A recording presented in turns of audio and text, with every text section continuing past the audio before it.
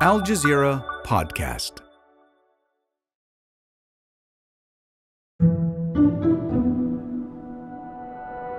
Maybe you've seen the picture. Half a dozen infants swaddled in green hospital gowns, presumably designed for adults. Diapers too big and bodies too small. They are preemies taken from their incubators because Shifa Hospital has no power to run. AlShifa Hospital ran out of fuel, forcing doctors to remove dozens of premature babies from incubators. 6 preemies have already died. That was Monday. Early Wednesday morning, a doctor there told Al Jazeera that Israeli officials called Shifa Hospital, telling them to prepare for a raid. And they advised the people, they asked them not to look through the windows or the doors, and that everyone might be at risk if they try to do anything. Hours later, it began. Breaking news from Gaza, where Israeli forces are carrying out a raid on Gaza's largest hospital, al-Shifa. The director of health says he's heard gunfire and the movement of Israeli tanks inside the complex. Another doctor there was interviewed by Reuters as the raid was happening. We try to avoid being near the windows, but we know the gunshot will come through the wall. It doesn't protect us at all. For weeks, Israel claimed the hospital is hiding Hamas's command center. Israel says al-Shifa sits on top of a Hamas headquarters, using the hospital's patients as human shields, which Hamas denies. Now, inside, Israel issued a new statement. They're now saying there is no indication of the presence of captives inside the hospital and that the scan continues. With a mounting human catastrophe and the global outcry for a ceasefire growing louder, we ask, what is under al-Shifa Hospital? And what will it take for the fighting to end? I'm Kevin Hirten, in for Malika Bilal, and this is The Take.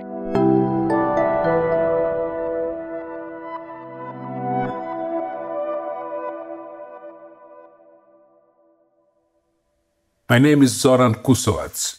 I've been a journalist specialized in military and security matters and covering wars for over 40 years, many of them in the Middle East. We caught up with Zoran, who's also reported on Gaza over the years, but he lives in Belgrade now. So Zoran, right now, the Israeli army is surrounding al-Shifa Hospital. They've cut off power, fuel. Israel is conducting a raid on the enclave's largest hospital, carrying out what it calls a precise and targeted operation against Hamas. Israel is doing this because it claims Hamas's command center is under the hospital, stretching down several floors. We are seeing pushback, with reporters pushing some U.S. officials to be specific about the evidence that underlies this belief that the hospital is a command center. You know for certain, the United States of America, the intelligence community, knows for certain that Hamas is using that as a command center. So I will say, as a general matter, yes, we do know that Hamas uses hospitals. Given the scale of the humanitarian disaster that could unfold at this hospital, do you think that the U.S. and Israel need to show a higher burden of proof than we've seen so far? This is a very difficult question because in past wars, I have personally witnessed many occasions of various armed groups. Those non-state combatants, those armed groups, will resort to things that are unacceptable for an army, that would be a clear violation of the laws of war. And I do not know, I cannot say, I don't know what proof short of going into the basement of hospitals would be needed, but I have to say that there are precedents of hospitals being misused. Now, of course, if you have that many people in Shifa Hospital, I'm sort of suspicious, because with so many people, someone would have snapped a photo if there was something. Right. Someone would have come up to witnesses saying, oh yes, you see, we are trying to run a hospital here, and the bad guys from Hamas, they're running a control center underneath. We haven't seen that. Yes, and you've actually had doctors and members of the Red Cross saying, we haven't seen any of this stuff. I want to ask you about these tunnels.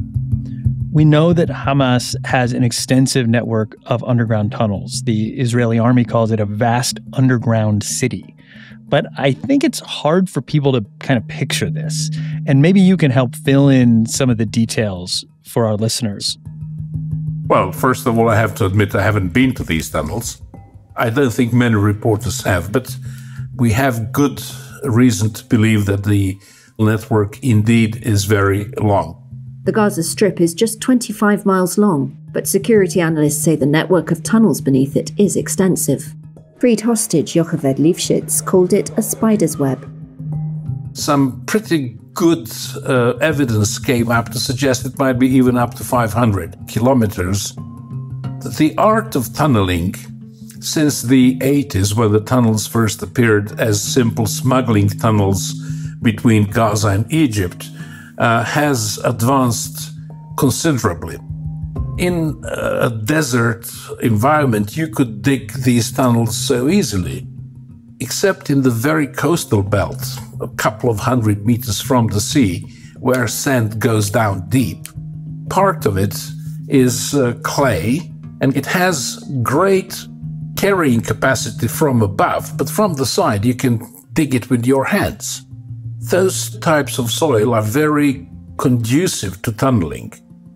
If we imagine the tunnels to be like a network of main tunnels, they are probably 2 men wide. Many of them are done in prefabricated concrete elements that look like proper tunnels, like they're just smaller. They have ledges where I've seen missiles being stored there. There's electricity, there's communications. And this has enabled Hamas to use pretty secure communications. Now, these wires that they carry internet and old-fashioned telephone lines, if you're on the ground and if you're using wireless technology, cell phones and wireless internet, that can be intercepted if you have good equipment, like Israel does.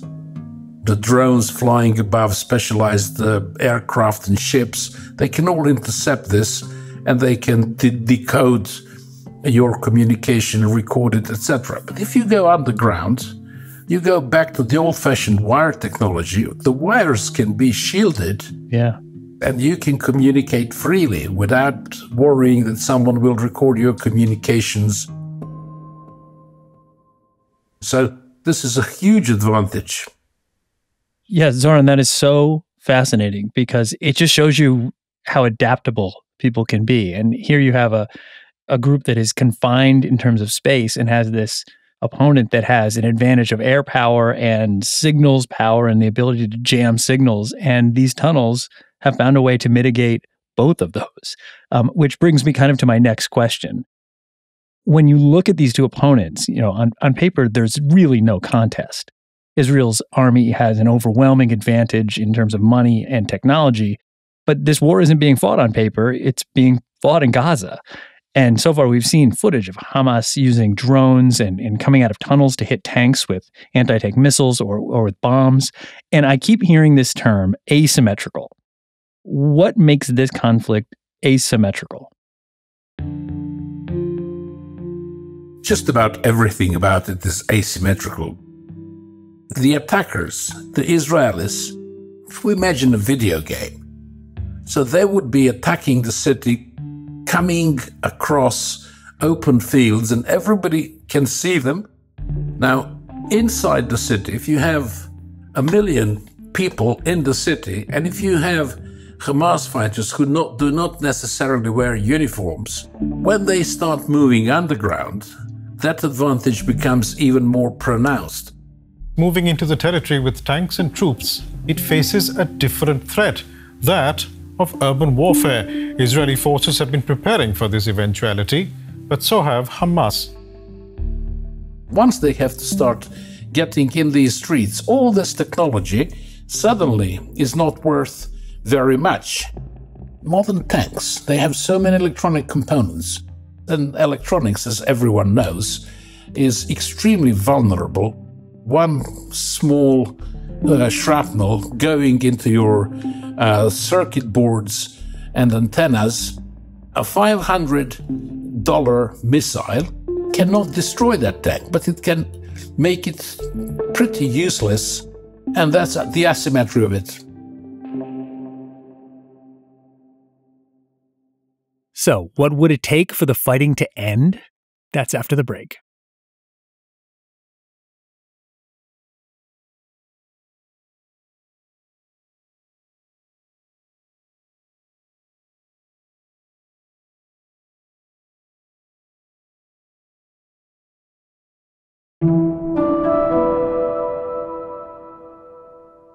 Listen, Zoran, I want to ask you this question about Israel, but I'll ask it now about Hamas. What would Hamas victory look like in this war? Of course, both sides, they have their wishful thinking, maximum demands. The Israeli maximum demand is to take Gaza and basically kill, arrest, or expel every member of Hamas.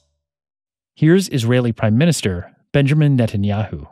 As far as the day after goes, that day will only arrive after destroying Hamas. Gaza will be demilitarized. There will no longer be a threat from Gaza and Israel. And to ensure there won't be such a threat as long as necessary, the Israeli military will maintain control of Gaza to prevent terror from inside it. Is that doable? Probably not. Right. What do? You occupy the whole of Gaza, you keep it as a prison, and then you have your analysts go through every single man. It's very impractical. On the other hand, Hamas's, of course, ultimate victory would be to liberate everything, which means to destroy Israel and probably the Israelis. Now, that, of course, is not achievable. So let's say the victory for Hamas in Gaza would be for Israelis to stop and go back in any way. So it wouldn't necessarily have to be a military victory. It could also be a political victory. Netanyahu also said that pressure from Israeli ground operations pushed Hamas to negotiate about the hostages. But there are reports that Hamas has paused the talks because of the ongoing chaos around Gaza's hospitals. So, if the outrage at all these civilian victims grows and the world stops Israel, then of course it's a victory for Hamas. Is that going to happen? Absolutely not. Right. At this stage, I think we're looking at months rather than weeks. But I also think that Israel knows that they're on a clock in terms of how much that even the U.S. can keep supporting this, considering all the protests. How do you think it's going so far from an Israeli point of view in terms of their strategy? I think that in Israel, there is a very carefully hidden difference of opinion between the cabinet and the military. Israeli media are reporting that Benjamin Netanyahu is at odds with his war cabinet and military generals. Now, I'm sure that neither side wants this to go public, that they do not want to demonstrate openly their differences.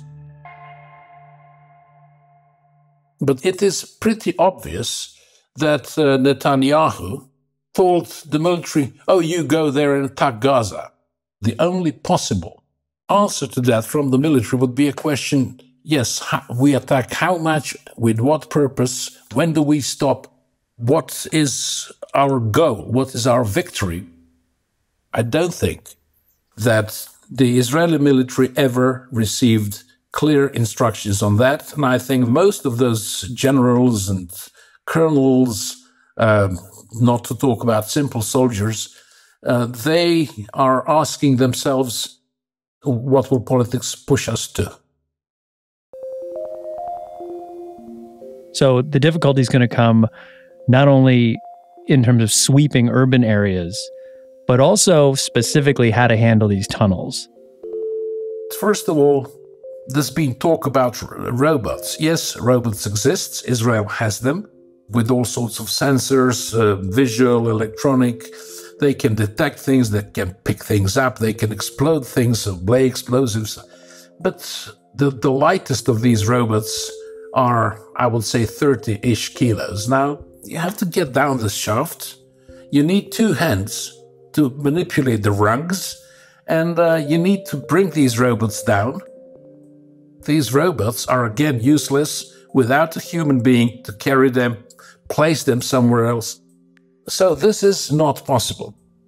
The second possibility for the tunnels is to get air out of them or introduce some kind of gas that prevents those in tunnels breathing.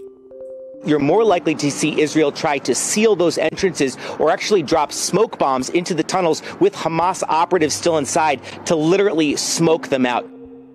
Now, nobody thinks that Hamas fighters in tunnels all have proper protection against any kind of a gas. That could be efficient. Unfortunately for Israel, it can only be locally efficient because these tunnels are very long. You'd end up with huge tanks of tear gas pumping inside and not knowing whether you have a sufficient concentration for it to be efficient 500 meters down the shaft. I imagine this would come at a huge loss of life. Yes. Tunnel fighting is extremely, extremely difficult, dangerous, and bloody. In tunnels, any explosion is magnified by an order of magnitude because they're so narrow, so constructed that the blast will travel very far, very fast, and of course it's not safe for you to throw a hand grenade. You can use guns, but you again can't use standard assault rifles because they're too big and clumsy to carry in the tunnels. We assume that Israelis would be using night vision goggles that allow them to see in the dark. But once you fire a weapon, there is the flash, the muzzle flash from firing that will blind you if you are wearing night vision goggles. And let's say you decide to fire, the first one will kneel down, the second one will fire above him. The rest, they cannot fire at the same time. And if one of those people is hit, then the whole line is disrupted by the need to take him out and go around him. I don't know if people realize that that's what's going to have to happen. For weeks, the majority of the action has been these air assaults, truly massive bombardment of the Gaza Strip, which has been on our televisions. What was the military value of all that destruction? Why did thousands of civilians have to die and hundreds of thousands have to lose their homes? I mean, some have called it collective punishment. A lot of Palestinians we've been talking to in Gaza say that the bombings seem random, like there was no strategy at all. What do you think in terms of the military strategic value of what's occurred over the past 4 weeks? Well, it's obviously not a bombing that would conform to any militarily acceptable strategy. In a situation like Gaza, where the enemy has absolutely nothing to fight back against a bombing force. So if they wanted to take out targets on the surface, it could have been done efficiently and pretty safely using smart bombs. If you don't hit it in the first pass, you revisit it, you hit it again. This obviously is not a bombing with an ultimate military goal. Several hospitals in Gaza reportedly under relentless bombardment, the death toll in Gaza surpassing 11,000. It surprises me that to this day the bombing goes on unrelented. It's an overkill by all means, in purely military terms, reducing everything to rubble doesn't really help. Sometimes, on the contrary, it makes their task more difficult. First of all that rubble will close many communications. So, yeah, you're a tank. Combat bulldozer has to come and clear that street for you. While that is happening, you are a sitting duck. And with that rubble, it's much easier for the defenders to hide.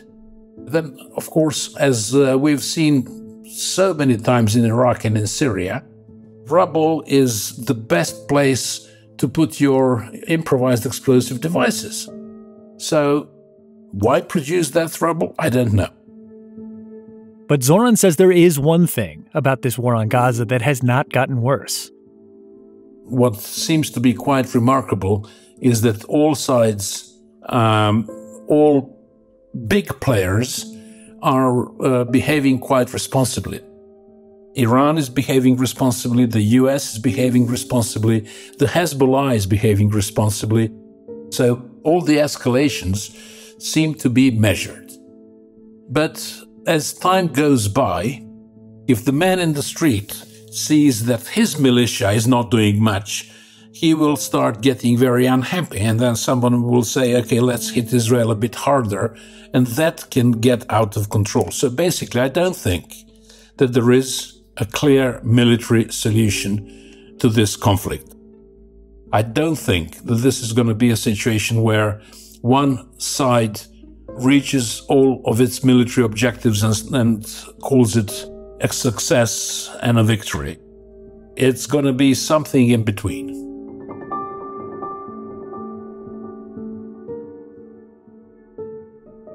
And that's The Take. This episode was produced by Khaled Soltan, Zaina Badr, Amy Walters, and me, Kevin Hirten, in for Malika Bilal, with Sari Al-Khalili, Ashish Malhotra, Fahrinisa Campana, Chloe K. Lee, David Enders, Miranda Lynn, and Sonia Bagat. Alex Roldan is our sound designer. Alexandra Locke is The Take's executive producer, and Ney Alvarez is Al Jazeera's head of audio. We'll be back.